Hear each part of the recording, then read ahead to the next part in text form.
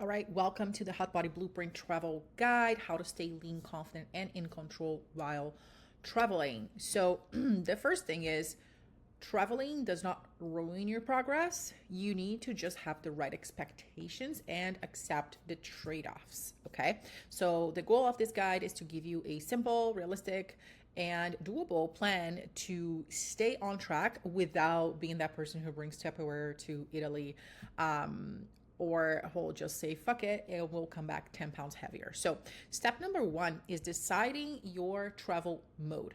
What kind of trip is this, and what trade-offs am I okay with?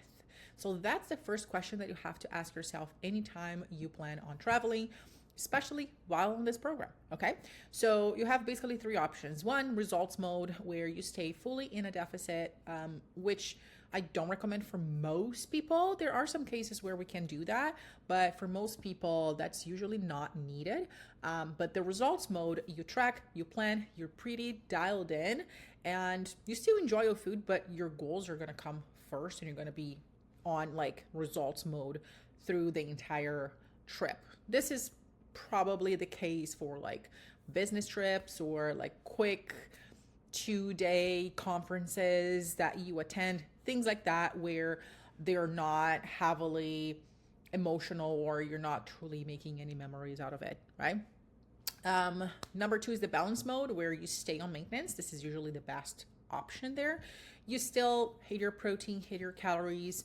You will probably estimate a little bit more. You're going to track loosely, but you're going to stay mindful. So this is best for family vacations, long weekends, girls trips, or where you want to maintain the progress you've made. You don't want to completely blow it out of the water, but you don't want to stay fully dialed in during that trip. And the third option would be memories mode, or where you're probably not going to be tracking, you're probably just going to be fully enjoying the moment. And this is the case for, once in a lifetime trips like your honeymoon to Paris, or special, really truly special occasions like weddings, or something that you don't do every year, you don't do every time. So those are the three most common scenarios that I see, and the three most common options that you're gonna go with whenever you start planning for your trip. Okay, so there's no right or wrong here. You just need to choose where you want your mindset to be at. What are the things that you're accepting, that you're willing to do, and what are the trade-offs that you're going to accept as a result of that choice. So that's the first thing, is accepting that this is a choice. Whatever you decide, however you decide to approach your trip, it's going to be a choice that you made consciously, and there will be trade-offs, and you're okay with the trade-offs, right? So the first one, results mode, stay fully in a deficit, you are wanting to continue following your deficit plan that you have at home. You're going to want to still measure and track everything.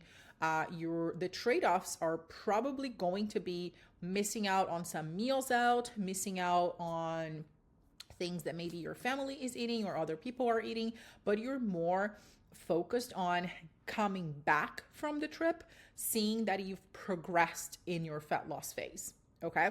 Number two, the balance mode. The trade off is that you're not going to see that progress happening, but you're going to maintain your progress, right? So trade off, you need to accept the trade off that when you come back from the trip, nothing really has changed a whole lot. You will not have lost weight. You will not have made insane progress, but you've maintained it, right? You've done the things to maintain the results that you've gotten so far. So that's the mindset about this, is what are the trade-offs that I'm willing to accept when I come back from this trip. And then memories mode, you need to accept the trade-off that you might come back a few pounds heavier, right? You might go back a little bit on your progress timeline, but you're okay with it because this is a trade off that you're willing to accept. And this is taking radical responsibility for your choices and radical responsibility for the results of your choices, taking ownership of it. Okay. Again, there's no right or wrong, but you need to understand that when you make one decision, you're also deciding the trade-offs that you are willing or not to accept, and the results of it that you are willing to accept or not. Okay. Because the worst thing that you can do is to set yourself up for failure thinking, oh, I'm just going to white knuckle my way. I'm just going to make it work. I'm just going to use willpower and I've got this. And then you have no plan on how to actually handle that type of trip that you're taking. And then the first thing that sets you back, you just spiral and completely go off track mode. And you're like, you know what, screw this. I can't do this. And then you come back with a different result than you expected. You expected to make this insane progress, but you didn't. Then you're disappointed. So that disappointment comes from not having the right expectations to begin with. Then the second here is use the emotional value rule. You probably have heard me talking about this. So not every single meal is going to be super special. Not all events are a special occasion. You need to ask yourself, is this meal or this event or this trip actually special, or am I just eating it because it's there, or am I just indulging on it or going fully screw it mode because this is something that I've always done, right? High emotional value meals or events are typically, again, things that we don't do very often. So an anniversary dinner in Italy with your husband, right? A birthday dinner at your favorite restaurant, a long-awaited date night that you're finally taking with your husband, or something special that you're celebrating on that night. Those are high emotional value situation scenarios that is not your typical Taco Tuesday at lunchtime at work, right? Low emotional value meals are going to be like hotel breakfast from the buffet, right? Or airport fast food that you barely taste or taste like cardboard. Random gas station snacks because you feel like you should be eating and snacking on something. Or whenever, just the Taco Tuesday with your coworkers is a great example. Like they do have that every single Tuesday, and they're how high in the emotional value scale would you put that? Probably like it's very, very low, right? You're not missing out on anything special because you're missing out on Taco Tuesdays, right? So the strategy is to go a little bit looser and on the high emotional value meals and trips, and stay tighter and more controlled on the low emotional value meals and trips. Okay. Now, step 3, your travel non-negotiables. So this will vary from person to person, but this is the gist of it for majority of you, which is going to be like even when you're traveling for work, you're traveling with your family, you're traveling however the purpose of the trip it is, you still can commit to basic non-negotiables to keep the ball rolling. So the goal during your trip is not for you to make this insane amount of progress and keep on hitting PRs and keep on smashing things. The goal is for you to just keep the momentum going and don't stop. And you do these things not because you're in a program. You do these things not because, you're supposed to, or because you have to, or, because you're being good. You do these things because this is what you do. It's part of your identity. Okay. And this, after, years putting this into practice, this is what I see in my own life. Whenever I travel, this is what I do without even thinking about it. This is my normal. This is part of my identity. And once it becomes part of what you do, you just do it, right? But until then, you have to be really intentional about putting into practice. So, for example, hitting your protein target or getting very close to that, staying within your calorie range, drinking 100 ounces of water every day. Depending on where you are, this is very easy because if it's a hot location, you're going to want to stay hydrated, right? walking 10,000 steps a day. That's very, very, very easy to do in Italy, right? You're probably going to do 4 times that. 3 to 4 structured meals instead of grazing food all day. This is a game changer. Keep your meals like structured throughout the day. This is going to help with portion control, calorie control, energy management, cravings, hunger, all the things.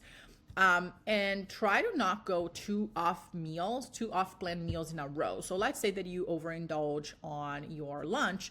Try to take it lighter for dinner, right? Don't do like big lunch, big dinner, big breakfast, big snacks, lots of alcohol. You're going to have like 5,000 calories in a day very, very easily. And it's not going to be conducive to feeling good, right? Even if you are on the third mode here, memories mode, and you accept the trade-offs, so coming back slightly like behind, you can still put this into practice. You can still apply this, the bare minimums, so you don't feel like shit. Because there's the thing, right? When you're dehydrated, when you don't move, when you eat crap all day, when you don't sleep well, when you drink lots of alcohol, you feel like shit. You don't feel good. So if you want to fully enjoy whatever location you're in, you want to do the bare minimum to keep on feeling good, right? To feel good, to be present, to enjoy, to make memories. The goal with traveling is not perfection, but you also want to keep certain standards in place so you don't feel like shit and don't completely erase the progress that you've made. Step 4 here, how to eat during travel days. Just a few suggestions here to help you at the airport or on the road. Protein first, simple structure. Smart choices that you can always have: Greek low fat, zero fat Greek yogurt, protein bar or shake, jerky, tuna, hard boiled eggs, fruit cups, apples, bananas, pre-made salads with grilled chicken, and dressing on the side. So those are the things that are very, very easy to find in airports.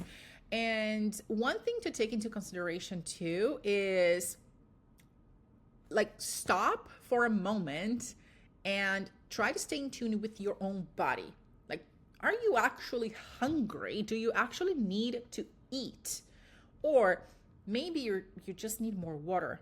Maybe, you know what, it's not even worth it eating at the airport. I might as well just wait to eat a proper meal when I get to my destination, right? I'm a big fan of fasting for these occasions, and this is something that I do too. It's been a while just because I've been breastfeeding for the past 2 years, but before breastfeeding, I would fast all the time before traveling, especially by plane, just because with the altitude, the pressure, you are going to retain more water inflammation and things like that. So I prefer to fast and just wait until I get to my destination to eat a proper meal. If you feel like this throws you off track and you cannot control yourself once you get very hungry, then maybe don't do it, right? But before saying yes or no, I would try to first tune in when you get to the airport and not go off of what you've always done. Oh, I always eat at the airport. I always do this. I always do that. Okay, you've always done that, but maybe that's on autopilot. Maybe it's a decision that you don't even think about it. Let's think about a different decision, maybe, right? But still, you can find some great options at the airport and stay aligned with your goals. So always aim for a high protein breakfast, one decent protein focused meal, or a snack before you arrive. Lots of water and not lots of random grazing. So not lots of snacks and things to just keep eating, because those things add up, especially like the nuts that they offer in the plane, or like little snacks here and there. Those things add up, and they don't add anything to the experience because it doesn't taste that good. It's not going to do anything for you except add more calories without adding the value from it. Okay. Now at hotels and Airbnb, so this depends on the situation. So if you have a mini fridge only, then definitely grab Greek yogurt, cottage cheese, deli meat, string cheese, fruit, baby carrots, pre-made protein shakes, jerky or tuna packets. Those are always helpful. And when it comes to fruits, like even like blueberries, raspberries, and things like that, this is something that I do whenever I go to a conference, and I only have a mini fridge. I'll find the nearest Whole Foods or whatever grocery store they have around, or Instacart to the hotel. Greek yogurt for sure, some berries, and sometimes rotisserie chicken as well, which is a good source of protein. It's not listed there, but it's a great option to have handy in the hotel. But not yeah. And if you have a mini fridge and a microwave, then you have a little bit more options. You can also have, depending on the type of trip, you can ahead of time have some meal delivery company to deliver the meals that you want to your hotel. Keep it in the fridge and then reheat it in the microwave if you want to. And this is, if you're on a business trip or something like that, then you have to look around your schedule, see what the schedule is going to look like. If you're going to have dinner or lunch with other people, what the situation is going to be, the dynamic that it's going to be. Sometimes you have to have dinner, but lunch is kind of optional, or vice versa. So check on the dynamics of things first, and then you can, pre-plan to have your meals delivered to the hotel and have them ready for you. But then obviously you can go to the grocery store and get some rotisserie chicken, minute rice that you can cook it in the microwave, some frozen veggies that you can cook it in the microwave as well. And these are things that you can do if you are in an Airbnb. Super, super easy, and keeps you on track, right? That way, when you go to eat out, you have a little bit more room to play with, okay? Now, simple restaurant rules. These are the same restaurant rules that I would use normally, right? You don't need to have the perfect macro breakdown of the meals. You just need to take a little bit more intention about how you're deciding what to eat. So when you sit down, scan the menu ahead and look for grilled chicken, steak or fish or shrimp, rice, potatoes, plain pasta, salads, veggie sides, and things like that. Obviously, pasta doesn't have to be 100% plain, but this is an option that you can have, plain or simple sauce, right? But one thing to look for is, where are my macros, right? Build a plate that you can see. This is my protein. This is my carbs. These are my fat sources. These are my veggies. Okay. Now, do you have to have a carb when you're eating out? Do you have to have a fat source added when you're eating out? Most likely not. If you have a plate of steak and veggies, you're likely going to have plenty of fats there because those things are cooked in butter, oils, and things like that, right? You don't have to add more to it. If you've already hit your quota for carbs throughout the day, you don't have to add potatoes to the plate. So that's how the playing with your caloric budget goes. Before you sit down to choose what to eat, self-analyze how the rest of the day went. What did you have already? Like, is this going to be too much? And you cut back on the things that are not really going to add a whole lot of value to that plate, okay? But always think of, okay, one protein, one veggie or salad, and one carbohydrate or one indulgence, right? If you want to choose the bread or the fries or the desserts, and keep it simple. The simpler you can make it, the better. So steak, potato, veggies is an easy one to manage, easier than like a cheesy baked pasta surprise with tons of different things loaded into it and you have no idea what's in it. And it's going to be a nightmare to try to track, and it's going to be probably way over your caloric budget. Okay. But again, if you want to have something like that one day, I can share how you can make that work with the weekly caloric budget in a little bit. And don't be afraid to be picky about how to order your meals. Be nice, but you can always ask for sauce on the side, for no butter or oil added, please, or dressing on the side, or can I swap the fries for a salad or veggies? Easy enough, okay? You don't have to give a full explanation. You just order differently. Okay. And then eat in this order. Eat the protein first, the veggies, the salad, and then whatever you decide to have as carbs or indulgence. Okay. You're going to get full sooner. You're going to get satisfied sooner and naturally eat less without feeling restricted. Okay. Step 7 here, how to handle alcohol. Alcohol isn't the problem, but it is. But also, drunk eating with no breaks is the bigger problem. Okay, so before you drink, if you do decide to drink alcohol, before you drink, eat a solid meal with lean protein and veggies. Don't show up and don't drink starving. That's the worst thing that you can do. Decide ahead of time how many drinks you're gonna have before you take the first sip. Make that commitment with yourself. The best drink choices that you can have that are going to be lower in calories, because with alcohol, it's not just the calorie in the alcohol drink, which has 7 calories per 1 gram of alcohol, but also the mixers. The more you mix things in it, the higher the caloric content. So the best or the last worst options are going to be vodka or tequila and soda water plus lime, gin and diet tonic, skinny margarita, dry wine, hard seltzer. And if you do drink, use the trade-off rule, okay? For every decision, there's always a trade-off. Remember that. So if you do choose to drink, then you have to compromise somewhere else. Skip the dessert or go lighter on the carbs and the fats, okay? Especially. So if you are drinking, having something deep fried, it's not gonna be a good idea. Do not have a heavy dinner where you're not skipping you have the bread, you have all the things that you want, you have the dessert, you have deep fried stuff, and you're drinking 4 drinks in a row.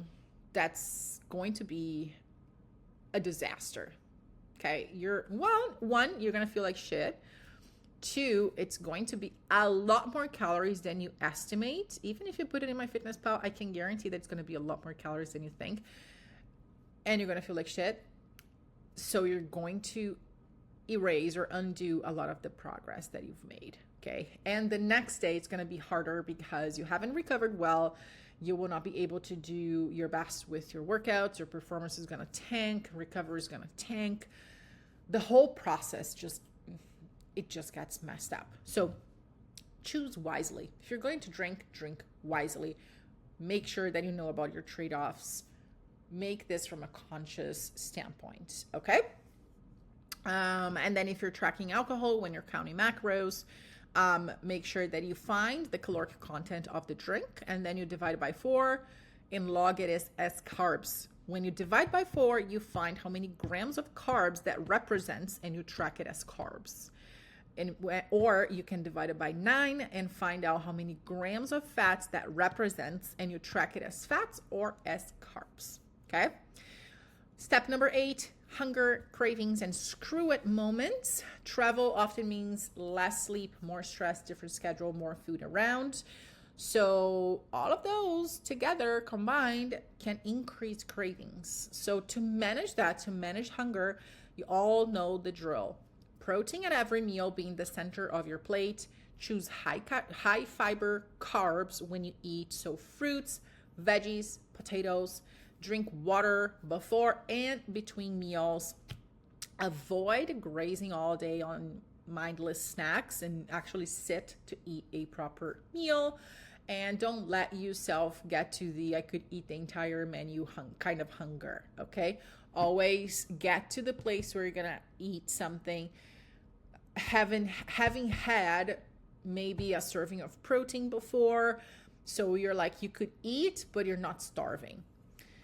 And if you overeat, because we're all humans, you do not need to starve the next day. You just got right back in plan. Normal calories, normal meal, normal training. Nothing to be ashamed of, okay? Don't let it spiral into 3 to 5 days into the whole vacation if you're going on vacation. Now, keeping digestion regular, I know this is a problem for a lot of people where when you're traveling, you feel bloated, constipated, and you often feel yucky. So, the basics to control that is going to be keep your water intake really high and get lots of servings, like 4+ servings of fruits and vegetables per day. Walk after the meals if you can. Movement truly helps. And keep some sort of routine. Our bodies love routine and consistency. So coffee, breakfast, bathroom time. Okay. Now, what to do when you're at other people's mercy? So you're staying with, your family, your in-laws, your friends. You're not cooking. You're not in control of the menu. You still have options. You can still control what you put in your mouth, right? Always use the rule of having a high protein, high fiber, and reasonable portions of everything else. You're going to be fine. Okay, so load your plate with the main protein source that they have. Loads of salad or vegetables if available. One portion of, a higher calorie side if you truly want that. And don't go for seconds. And if you do go for seconds, choose the protein first. So always keep your choices protein centered. You don't need to weigh anything or, do something super drastic. But be mindful of your portions, how much you're eating. If you are wanting to try something, try a bite of it. That's okay. You're going to be fine as long as you don't go completely crazy. And here are also some fast food and gas station options where, you can, whenever you are on the road. So you can always look for grilled chicken sandwiches, skipping the extra sauces, obviously. Burger with, a bun, and maybe skip the fries. This is something that I always do. Chicken salads with the dressing on the side, burrito bowls, but being very intentional about what goes into the burrito bowls. At the gas stations, beef jerky, Greek yogurt, pre-made protein shakes, protein bars, fruits, nuts, as long as you're keeping your portions controlled. Again, not perfect, but better choices. So I want you guys to avoid thinking about, oh, I'm eating healthy. I'm looking for healthier options. I want you guys to keep this framework in mind of always going protein centered, protein forward, and what's around that protein, right? And caloric conscious as well. Because I've seen protein bars that call themselves a protein bar and has 7 grams of protein for 300 calories. Where do you think those other 300 calories are coming from? Fats and carbs. Not a good choice at all. So look at the back of the nutrition label if you can find, and opt for things that are going to be simpler for you to estimate the amount of protein. For example, the beef jerky, the Greek yogurt, right? The protein shakes, protein bars. Be very mindful. Have at least like 20 grams in a protein bar. The fruits, the nuts. Make sure that you understand the concept of the portions so it doesn't go way over calories. It's not because something looks healthy that's going to be aligned with the caloric budget that you're trying to maintain. And how to reset after the trip. So if you want to make it even easier for you when you get back home after traveling, either leave a few meals in the freezer or some batch cooked, protein source or veggies in the freezer. Or you can order some Instacart so you can have groceries delivered to your door. This is something that can save you a lot of time and headache to, getting home and you have nothing to eat and then you have to go grocery shopping and blah, blah, blah. And it's a whole thing. So instead, make it easier for you by leaving some things almost like ready and easier for you when you get back. So, maybe you leave some egg whites in the fridge. Maybe some eggs are in there. Maybe some cottage cheese, Greek yogurt unopened because they don't go bad if they're unopened. Leave some chicken that are cooked already in the freezer. And you have some frozen vegetables that you can cook in the microwave, some rice that you can cook in the microwave and make things super simple for you. And then you just need to grab some fresh fruits and things like that. That's one option. And the other option is to have it Instacart some groceries to your door and make things a lot simpler for you for that first 1 or 2 days after you get back from traveling. And obviously this depends on the trip that you went away also. But when you get home, don't, punish yourself or slash your calories or do extra cardio or like try to control the damage and go back on track. If you truly look at this journey, there's no on track, off track button.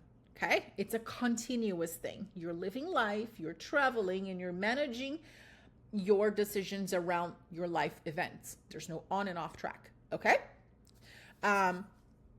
Get back to your usual macros, get back to your usual nutrition plan, get your next training session, drink your water, eat your normal meals, go to bed on time, rest, right? Your body might be a little bloated. It's completely normal. You will drop the bloat as soon as you get back into your normal routine. And the last thing is reflect. What did I do well on this trip? Where did I lose control? What's one thing that I'll do differently next time? That's how you get better at every trip without perfection and without completely going off the rails. Okay? Now let's talk about the mindfulness aspect of it and some mindfulness rules that can save your physique anywhere in the world. And this is truly something that you can use anytime you are in, maybe a weekend event, a work event, whatever the case, right? Because it's not so much about tracking things perfectly and using the tracker perfectly. It's how you're making those choices. And I've said this before. If I removed MyFitnessPal from you, if I removed the app tracker from you, how would you make your decisions? Would you be able to stay aligned? And the goal is for you to say, yes, I would 100% know how to make my decisions, how to portion my things. Obviously, I can't measure everything perfectly, but I now have the confidence to eyeball things and know roughly where I'm at. So the first rule here when it comes to mindfulness is to, especially when you're traveling for places like in Europe, that's a great example. Or even if you are on a cruise or in an all-inclusive resort, you can try things, right? You can taste everything, but you don't have to finish everything. That's the trick, right? If you're in Europe and you want to try a chocolate croissant, try it, enjoy it, right? You don't have to have the whole thing. You can try half of it and split the half of it with your husband, for example, right? Rule number 2 is to eat slowly. Chew every bite and savor it. One thing that I don't know that a lot of people know is that we can only taste food through, like, for a few seconds while the food is in our mouth in contact with our tongue. So it's a very, very, very little short window of time. The faster we eat, not only it's going to take a while for the brain for the brain to receive the signal that we're full and satisfied. We're delaying that process by eating super fast, but also it's going to be less time to actually taste the food, right? So you have to eat more of it because you're not even giving your body the time to savor and experience the flavors develop in your mouth, right? So this is more than just willpower. This is more than just, being on track with your calories, but how you choose to eat. How are you choosing to eat every single bite, right? Chew your food thoroughly. Put your fork down. Sip water. Take breaks and breathe while you're eating, right? Mindful eating reduces your calories without needing a lot of willpower, because by slowing down, you're signaling to your brain that you're satisfied way sooner than you normally would. And the experience is just a lot better because the food keeps in contact with your tongue for a lot more time. So you get to experience the flavors that you actually enjoy for a lot longer. Rule number 3 is to ask yourself one question before every bite. Do I actually want this, or am I eating this because it's here? And most mindless eating or overeating happens from boredom, pressure, habit, emotional eating. Everyone else is eating, so I might as well. You're not everyone else. You have goals. Okay? Keep that in mind. Rule number 4, create a minimum satisfaction bite. Okay? You know the first 2-3 bites of anything that are the best. That's exactly what I just described, with the food just being in contact for a few seconds on your tongue. And that's when we actually feel the taste. So save those, right? Stop before the autopilot of just stuffing your face kicks in. Rule number 5, split the indulgence. Just like I said, split the dessert, split the pastry, the gelato. You don't have to have the whole thing. And sometimes you might, and remember how you want to feel also, depending on what it is. If we have lots of it, you might feel really crappy afterwards. So just share it with somebody else. Rule number 6, hydrate aggressively. And I cannot stress this enough. Drink tons of water, especially if you're walking a lot and if you're having some alcohol. Sometimes the brain will confuse hunger for thirsty or thirsty for hunger. So you will feel like you're hungry and you want to eat something, but the reality is you want to drink water. You need water. You're just dehydrated. Now, this strategy is something that I like to use a lot, which is the weekly calorie budget strategy. Okay. So the day-to-day, we have daily targets for macros, for calories, and for keeping things aligned. And same thing, like we weigh ourselves every single day. But what dictates what's actually happening is when we zoom out and we look at the average weekly, the weekly averages, right? The weekly average weight, the weekly average calories. So if you have, for example, your daily target is 2,200 calories. If you multiply that by 7 days, that's 15,400 calories per week. You could split that, especially when you're traveling, when you have a more flexible structure, let's say. You can split that into, just like the format that I'm sharing here. Day 1, 1,800 calories. Day 2, 2,000. Day 3, 25. Day 4, 26. Day 5, 21, day 6, 18, day 7, 23. But when you sum it all up and divide by 7, you're going to get the same 2,200. You're going to be on the same average calorie intake. The only thing that we don't work on weekly averages is protein. Protein has a 24-hour cycle. So we want to be very intentional about hitting our protein minimums every single day. And we can play around with carbs and fats, which will compose the rest of our calories. And so whenever traveling, think about the budget that you have for the week instead of just the day to day, because there are going to be days where no matter the strategy that you apply, you will still go above your target. So you can always offset that and bring things more close to your targets by reducing the intake on the other days of the week, okay? And especially if your targets are not 2,200 calories, especially if you're like on a 1,400 calorie, 1,500 calorie, you have a lot less to play with. Your budget is a lot smaller, and you need to be smarter on how you allocate things to actually stay on track. And whenever you're doing that, ask yourself, is this high calorie food or high calorie meal worth spending part of my weekly budget? Those are the same or very similar questions that we ask ourselves whenever we're trying to spend money or something, right? If we're trying to buy a new handbag or a new pair of shoes or whatever, we ask ourselves, is this worth it? Do I really want this? Sometimes it is. Sometimes it's not. Sometimes you saved up so much that you do have the budget for it. Sometimes you don't have the budget for it. So it's not a smart purchase. So it's the same logic, the same concept behind your caloric intake.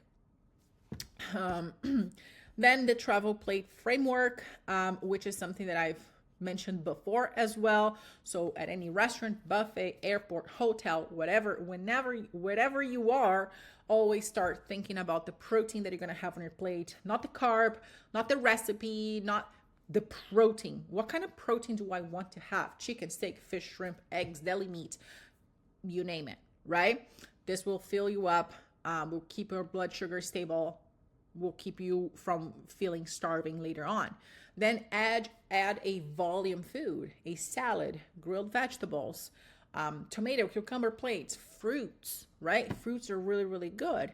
Most of you undereat on fruit, so it is a good idea to add more. Then choose your carb or your indulgence, right? Your pasta, your bread, your pastries, your potatoes, your dessert, but not all three at once most of the time, right? So think of 1, 2, 3 rule: one protein, one veggie, one indulgence. And then movement and hydration. Like I said before, traveling will usually mean that you're going to be retaining more water. You're going to be sitting down more often. Traveling typically leads to more water retention, inflammation, you're feeling bloated. So walk a ton and drink loads of water, okay? And what to do on big eating days. So those days that you do have a fancier dinner to go to, or that you do have a special recipe that you for sure want to eat, and that's going to put you over your budget, or you want to plan things in a way that fits within your budget in the best way possible. Always think about, okay, so if I'm going to have my dinner, so this is going to be my dinner, I'm going to have to think about what other meals I'm going to have throughout the day, right? So I'm not a fan of starving all day long and waiting until dinner. That's going to backfire. So what do? You focus on protein, you focus on fiber. So in the morning, you can have like Greek yogurt, for example, plus berries, right? For lunchtime, lean protein and veggies, like a chicken salad. For a snack, another protein shake and a fruit. And before dinner, drink some water. Maybe have an extra serving of protein. And then for dinner, you're being mindful, you're eating slowly, you're being intentional with your choices, and you're choosing your indulgences wisely. That's it. So the final travel rules for traveling: taste everything that you love, finish nothing that you don't love, budget your calories like you budget money. High days get balanced by low days. Protein in every meal. Hydrate like it's your job. Walk everywhere. Make memories, not excuses. Okay.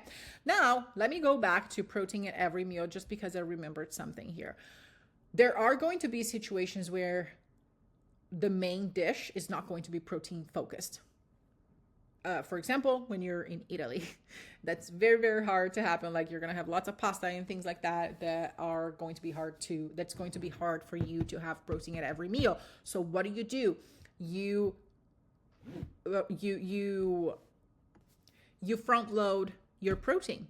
So you have more protein servings or bigger servings of protein for your other meals. So when you get to dinner that you know it's not going to be heavy on protein, you have room because you've already hit your protein for all the other meals throughout the day.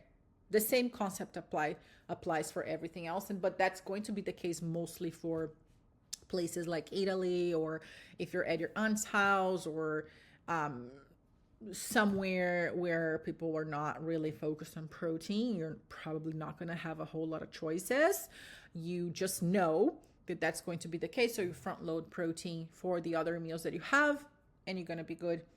No, you're not going to have your usual protein serving for that specific meal, but you're covered for the other meals that you had throughout the day. Okay, hope this is helpful, and let me know if you have any questions.